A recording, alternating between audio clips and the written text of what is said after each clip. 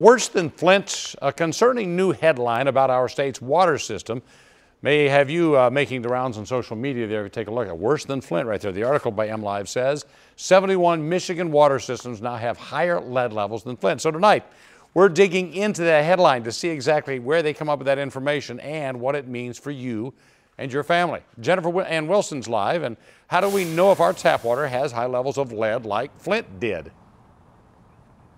Well, Stephen, first of all, it's important to know that if your city or township or neighborhood has a higher level of Flint in your water than Flint does, that doesn't mean that you're over the legal limit.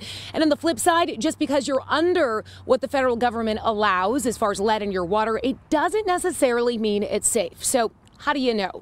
One of these right here. This is a consumer confidence report, and you should receive one of these every single year from your neighborhood, your township, or your city. And it breaks down exactly what is in your water and whether it's above or below that federal legal limit. Here in the city of Southfield, the report says there is no lead in the water at all. It is completely safe, but some reports I've read are concerning. Flint's water crisis showed us firsthand the dangers of high lead levels in our drinking water. The city's most recent test brought good news. It found lower results, 7 parts per billion, or ppb, of lead in Flint's drinking water. That's less than half the federal limit set by the EPA of 15 ppb, and less than the 10 ppb limit Governor Snyder wants to enforce in Michigan by 2020.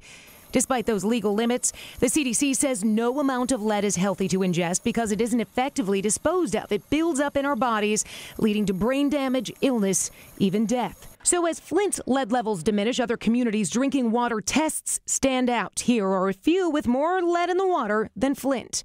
Grosse Pointe Shores lead levels tested at 9 ppb, Saginaw at 10, Benton Harbor and Marysville both reported 12 parts per billion, and Monroe is teetering at the federal limit of 15. Those lead levels become even more concerning once you take a closer look.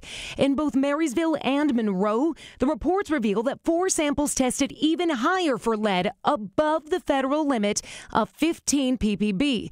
Now, the reports don't say how high those lead levels are or where those high levels were found.